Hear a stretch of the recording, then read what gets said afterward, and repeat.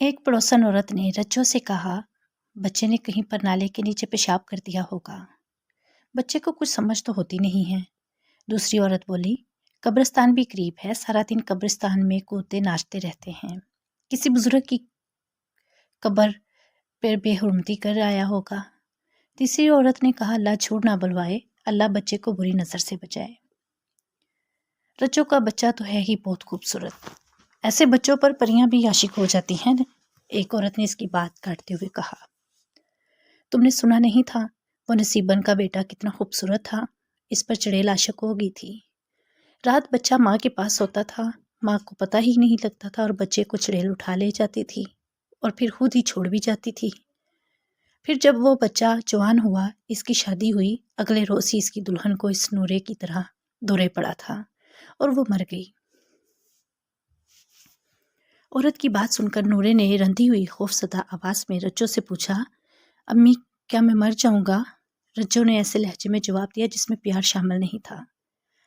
इसने नूरे से कहा, तुम नहीं मरोगे। एक औरत ने रज्जो के कान में कहा, ना रज्जो, इस तरह गुस्से से बात तो ना करो, बच्चा तो पहले ही डरा हुआ है। रज्जो खुद डरी हुई थी। इस वक्त रज्जो को शफकत और हमदर्दी की जरूरत थी। ये औरतें रज्जो के पास इसकी दिलजोई के लिए बैठी थीं, लेकिन वो रज्जो को एक से बढ़कर एक सनसनीखेज कहानी सुना रही थीं। इनकी कहानियों का बच्चे पर जो असर हो रहा था, वो ना तो रज्जो देख रही थी और ना ही औरतें। नूरा अगर रज्जो का अपना बेटा होता तो इसे सीने से लगा लेती और इसे जिन भूतों से बचाने के लिए अपनी जान भी पेश कर देती, लेकिन नूरा तो इसका सौतेला बेटा था। रज्जो के खामंद उमर हयात की पहली बीवी नूरे को अपने खामंद के हवाले करके इस दुनिया से उठ गई थी। उमर हयात की पहली बीवी गैर मामूली तौर पर हसीन थी। उमर हयात को अब ऐसी बीवी नहीं मिल सकती थी, लेकिन रज्जो ने उमर हयात पे कुछ ऐसा जादू किया कि उमर हयात इस लड़की को कबूल करने को तैयार हो गया। रज्जो उमर हयात की पहली बीवी जितनी खूबसूरत तो नहीं थी, लेकिन किसी से कम भी नहीं थी। उमर हयात में भी मर्दाना हुस्न था, लेकिन इसमें इससे भी बड़ी कशिश ये थी कि वो साहिब जायदाद था। रज्जो ने अपनी माँ की कोशिशों से उमर हयात को अपनी मोहब्बत के नाम में ऐसा फंसा कि कहना था कि वो अपनी इकलौते बेटे को सतीली माँ के रहमो करम पर नहीं रखेगा। वो रज्जो का होकर रह गया था। रज्जो की इसकी कोशिश में, जिसे वो वालेहाना मोहब्बत कहती थी, इसकी माँ का खास तौर पर हाथ था और अब शादी के चौथे महीने ही उमर हयात के बेटे नूरे को ये दौरा पड़ा। पत्थर बरसे और 2 कपड़े अपने आप जल गए। सूफी के हाथ से अभी कुछ भी नहीं आया था।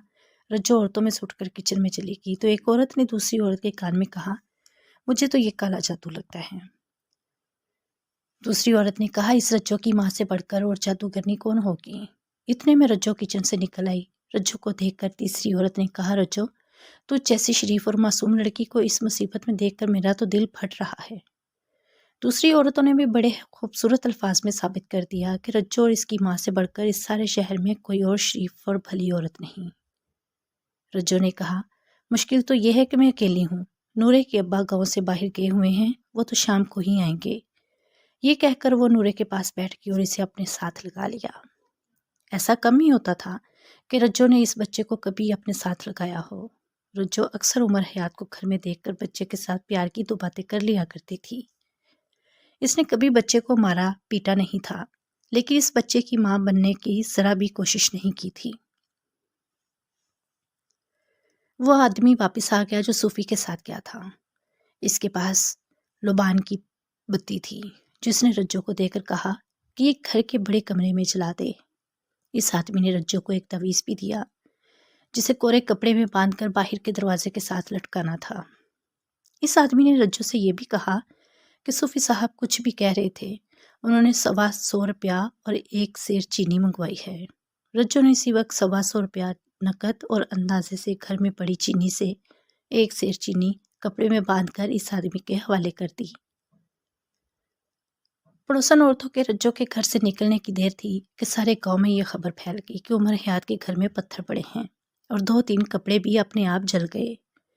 ये खबर जब सारे गांव और इस आस-पास के इलाकों से गर्दिश करती हुई वापस आई तो कुछ इस तरह हो चुकी थी कि उमर हयात के घर पत्थरों की बारिश हुई है और इनके सारे कपड़े जल गए। यहाँ तक कि ट्रंकों में पड़े हुए कपड़े भी जल गए और मोहल्ले वालों ने बड़ी मुश्किल से आग बुझाई। اس خبر میں یہ بھی شامل تھا کہ عمر حیات کے گھر سے ایسی آوازیں آتی ہیں کہ یہ گھر خالی کر دو ورنہ ہم سارے گھر کو آگ لگا دیں گے۔ اس خبر نے عمر حیات کے گاؤں میں ایک رونق پیدا کر دی تھی۔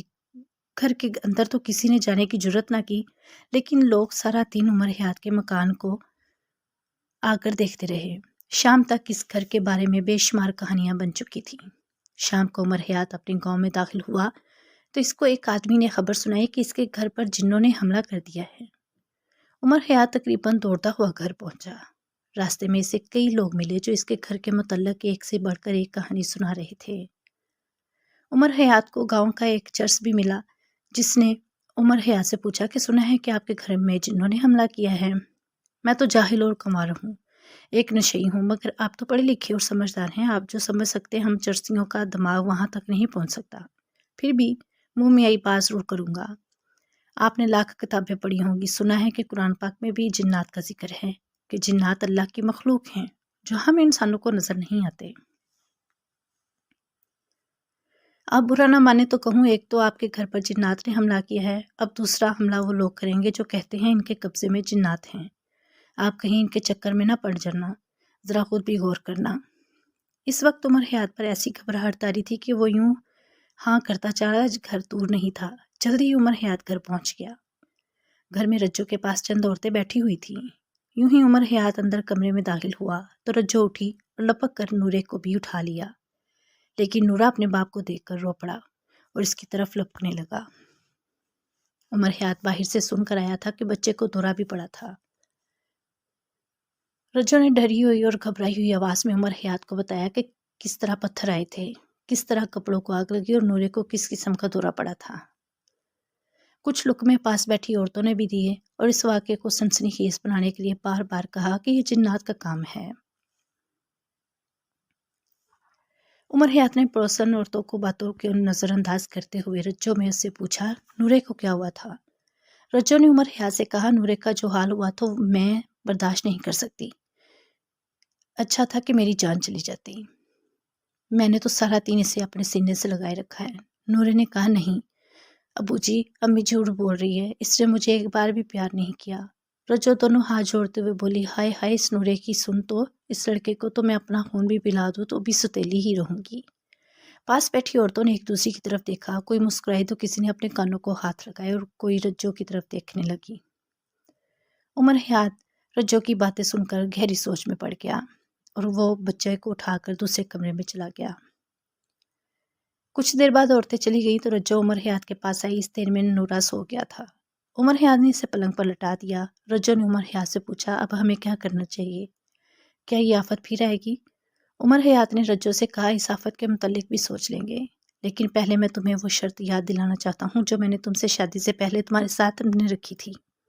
میں اب بھی کہتا ہوں، یہ پورا گھر جل جائے، سب کچھ تباہ ہو جائے، لیکن میرے بچے پر کوئی آنچ نہیں آنی چاہیے۔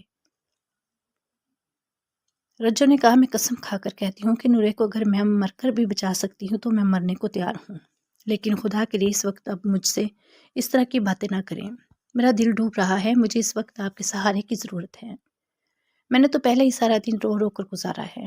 عمر حیات نے رجو کو بازو سے پکڑا اور اپنے پاس بٹھا لیا اور بولا، دیکھو رجو، میں نے تم سے شادی صرف اس بچے کے لیے اور اس نے تمہارے سامنے کہا کہ تم نے سارا دن اس سے ایک بار بھی پیار نہیں کیا۔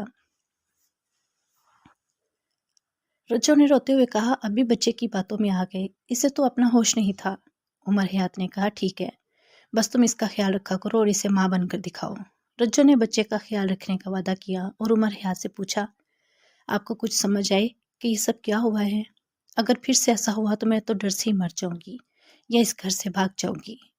عمر حیات نے آہستہ آواز میں کہا، میرے خیال سے یہ دو باتیں ہو سکتی ہیں، یا تو کسی نے ہم پر کالا جادو کرایا ہے یا پھر یہ جنات کا حملہ ہے، اور اگر کالا علم دشمن کرایا کرتے ہیں، لیکن میرے ساتھ کسی کی کیا دشمنی، میں تو دوست بنایا کرتا ہوں، آج تک کسی کو دشمن نہیں بنایا، اور اگر یہ جنات ہیں تو پھر اسی علم کے کسی عمل کو بلانا پڑے گا، لیکن پہلے یہ دیکھیں گے کہ ایسا دوبارہ تو نہیں ہوتا۔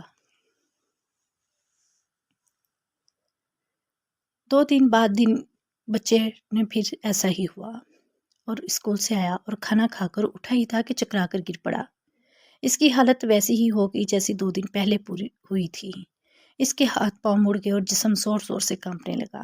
اس کے ساتھ ہی برآمدے میں ایک پتھر گرا۔ رجو اس وقت کمرے میں تھی۔ وہ اتنا ڈر گئی کہ اس نے باہر جا کر نہ دیکھا اور کمرے کا دروازہ اندر سے بند کر لیا۔ دوسرا پتھر دھماکے سے دروازے کو لگا۔ اتنی زوردار آواز آئی کہ رجو سر سے پیر تک ہل گئی اور اس پر غشی تاری ہونے لگی۔ اس میں اتنی ہمت نہ رہی کہ نورے کو اٹھا کر پلنگ پر لٹا دیتی۔ صحن اور برآمدے میں 3-4 پتھر ایک دوسرے کے بعد گرے۔ اچانک کمرے میں دھواں اٹھنے لگا۔ رجو نے ادھر ادھر دیکھا۔ اس کا پرس تپائی پر رکھا تھا اور دھواں برس میں سے نکل رہا تھا۔ رجو نے دوڑ کر پرس اٹھا لیا۔ کھول کر دیکھا تو اس میں پڑے سارے نوٹ چل چکے تھے۔ عجیب بات یہ تھی کہ پرس کو آگ نے ذرا سا بھی نہیں جھلسایا تھا۔ رجو پرس دیکھ رہی تھی کہ برآمدے میں ایک بار پھر پتھر گرنے کی آواز آئی۔ رجو اب بالکل بھی وہاں نہیں ٹھہر سکتی تھی۔ نورے کا کانپتا ہوا جسم اور عجیب طریقے سے مڑا ہوا چہرہ، کھلی ہوئی آنکھیں جو سرخ ہو گئی تھی، اس کے مڑے ہوئے ہاتھ رجو کو ڈرا رہے تھے۔ وہ اس طرح اچانک باہر کو دوڑی جیسے کسی نے اسے پیچھے سے دھکا دیا ہو۔ باہر والے دروازے سے نکل کر گلی میں چلی گئی اور چیخیں مارنے لگی۔ گلی میں 3-4 آدمی گزر رہے تھے۔ وہ دوڑے ہوئے آئے، قریبی پڑوسی بھی نکل آئے۔ اب رجو نے خوف سے کانپتی آواز میں بتایا کہ آج پھر اس کے گھر میں پتھر گر رہے ہیں اور نورے کا بھی وہی دورہ پڑا ہے۔ 5-6 آدمی اکٹھے گھر میں داخل ہوئے۔ وہ صحن میں آئے تو ایک پتھر ان کے پاؤں میں گرا۔ پتھر کسی کو لگا نہیں۔ وہ ابھی اس پتھر کو دیکھ رہے تھے کہ ایک اور پتھر ان کے قریب گرا۔ یہ آدمی بھی دوڑ کر باہر کو بھاگے۔ 2 آدمی باہر جانے کی بجائے برآمدے میں چلے گئے۔ رجو بھی برآمدے میں تھی۔ رجو نے ان 2 آدمیوں سے کہا، بچہ اندر کمرے میں پڑا تڑپ رہا ہے، اسے اٹھا کر پلنگ پر ڈال دیں۔ دونوں آدمی اندر گئے اور نورے کو اٹھا کر پلنگ پر لٹا دیا۔ اتنے میں ایک اور پتھر آیا جو برآمدے میں سے اچھل کر کمرے میں چلا گیا۔ دونوں آدمی اتنا ڈر گئے کہ کمرے سے باہر نہیں نکل رہے تھے۔ یہ سلسلہ 15 منٹ تک جاری رہا۔ پھر پلنگ پر بے سود پڑے نورے نے انگڑائی لی اور آنکھیں ملتا ہوا اٹھ بیٹھا۔ چند منٹ اور گزر گئے، کوئی پتھر نہ آیا۔ اتنے میں عمر حیات آ گیا۔ اسے کسی نے اطلاع دے دی تھی۔ عمر حیات کے آتے ہی دونوں آدمی کمرے سے نکل آئے۔ رجو رو رہی تھی، نورا بھی رو رہا تھا۔ عمر حیات نورے کے پاس پلنگ پر بیٹھ گیا اور اسے اپنی گود میں لٹا لیا۔ رجو عمر حیات کو بتانے لگی کہ پتھر کس طرح آتے رہے۔ لوگ صوفی کو بلا لائے۔ صوفی نے آتے ہی کہا، سب سے پہلے اس گھر میں ختم قرآن ہونا چاہیے۔ میں ابھی لڑکوں کو اکٹھا کر کے لے آتا ہوں، سپارے بھی مسجد سے لیتا ہوں گا۔ صوفی نے پوچھا، کیا میرا دریا ہوا تویز نہیں باندھا تھا؟ رجو نے کہا، وہ تویز تو اسی روز سے وہیں بندھا ہوا ہے۔ صوفی نے کہا، وہ دھونی؟ رجو نے کمرے کی طرف اشارہ کرتے ہوئے کہا، وہ دیکھیں، وہ دھونی ابھی بھی جل رہی ہے۔ صوفی بولا، تو پھر یہ دوبارہ کیوں آ گئے؟ عمر حیات نے کہا، صوفی صاحب، اس سوال کا جواب تو آپ دیں گے کہ وہ دوبارہ کیوں آ گئے۔ صوفی نے چونک کر عمر حیات کی طرف دیکھا اور بولا، چودھری جی، وقت تھوڑا رہ گیا، مغرب سے پہلے قرآن ختم کرنا ہے۔ آپ لوگ ایک کمرہ خالی کر دیں اور میں آپ کو کچھ چیزیں بتاتا ہوں، وہ آپ لکھ لیں اور ختم والے رکھ دیں۔ میرے ساتھ 12-14 لڑکے آئیں گے، ان کے کھانے کا انتظام کر دیں۔ ایک ہمدرد پڑوسی جو ساتھ ہی کھڑا تھا وہ بولا، صوفی صاحب، ان بیچاروں کو ہوش ہی کہاں ہے، آپ چیزیں مجھے لکھوا دیں، میں چودھری صاحب سے پیسے لے کر ابھی لے آتا ہوں۔ عمر حیات کی جان پر بنی ہوئی تھی۔ اس کا چہرہ خوف اور پریشانی سے گھبرایا ہوا تھا۔ اس نے جیب سے بہت سے نوٹ نکالے اور اس ہمدرد پڑوسی کو دے دیے اور کہا، یہ نوٹ کم پڑ جائیں تو اور لے لینا۔ کچھ دیر بعد صوفی 12-14 لڑکے لیا اور ان کے پاس سپارے تھے۔ انہیں جس کمرے میں بٹھایا گیا، اس کمرے کے در و دیوار چند منٹ بعد لرزنے لگے۔ ایسا لگتا تھا جیسے سینکڑوں چمگادڑ الٹے لٹکے ہوئے شور و گل کر رہے ہوں۔ کچھ دیر بعد وہ چیزیں آ گئی جو ختم قرآن میں رکھنی تھیں۔ ان چیزوں میں ہر قسم کا فروٹ تھا، مٹھائی تھی اور خشک میوہ جات تھے۔ جب یہ چیزیں قرآن پڑھنے والوں کے سامنے رکھی گئیں تو چمگادڑوں کی چڑ چڑ کا شور اور زیادہ بلند ہو گیا۔